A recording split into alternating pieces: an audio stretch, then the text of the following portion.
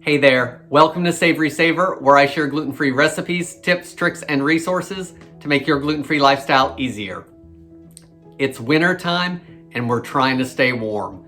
So how about we make a hot drink? I'm going to show you how to make hot chocolate with cocoa powder and milk. To make it even easier, we're leaving the stove off and I'm going to show you how to make it in the microwave. Guys, please consider hitting subscribe. Now let's get started. So for this recipe, the first thing you want to get is a microwave heat-proof mug. So you want to get that ready. And I'm using a glass one today so you guys can see what this does. For ingredients, you're going to need 2 tablespoons of water, 2 tablespoons of white sugar, 2 tablespoons of cocoa powder, a pinch of salt, which is not going to make it salty, it's just going to enhance the flavor, 1 cup of milk. If you are dairy-free, then try almond milk or coconut milk or oat milk, whatever you like, and make this a dairy-free recipe. To the end of it, we're gonna add just a drop or 2 of vanilla to enhance that chocolate flavor. And of course, optional, marshmallows or no marshmallows, depending on what you like. So, we wanna add our water to our mug, as well as our sugar and our cocoa powder. And we want to try to get this to dissolve. So give it a good mix.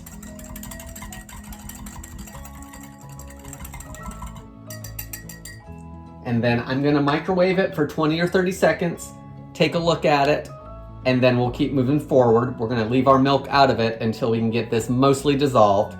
So that's what it looks like now. Let's go ahead and microwave it, and then I'll show it to you again.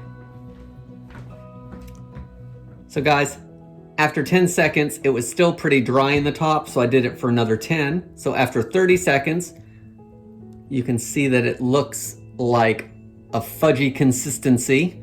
So I'm gonna blend that up again.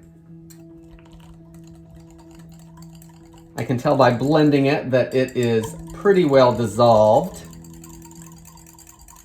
It smells like chocolatey syrup in here. See that in there? It's nice and fudgy looking. So now I'm going to add my milk and try not to spill it. Oh, before we add our milk, let's add a pinch of salt. And when I say a pinch, I just mean a little bit. We just want to enhance that flavor. I forgot to add that before we microwaved it, but it'll be just fine. It's going to dissolve into that warm water and sugar. Let's get our milk in here. This is 1 cup of milk. And guys, you could probably add a splash or 2 more of that if you wanted it a little less chocolatey. Let's give that a good whisk. We'll try to get the sides really well in a glass we can actually see. Okay, we have that all mixed in there now. See how chocolatey that looks? Now I want to microwave it again in 30-second increments until it's hot as I want. Do it 30 seconds at a time, give it a stir, do it another 30 seconds if it needs it. It may only need 20 seconds. So be the judge of that. We don't want this boiling over in the microwave. So let's do 30 seconds and see what it looks like. Okay, here we are. It is steaming hot now. It actually was another minute and 20 seconds. So I did 30 seconds, gave it a whisk, another 30 seconds, gave it a whisk, 20 seconds, and I'm good to go for me. This is optional, but I'm going to add just a little bit of vanilla and like a few drops, and that's going to enhance the chocolate flavor. It should not taste like vanilla. And we're doing this after because we don't want to heat it up in the microwave. So just a few drops. Give it another good whisk.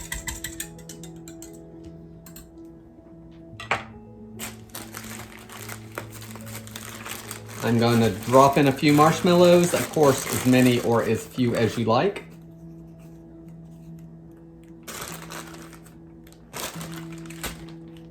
And let's give it a taste.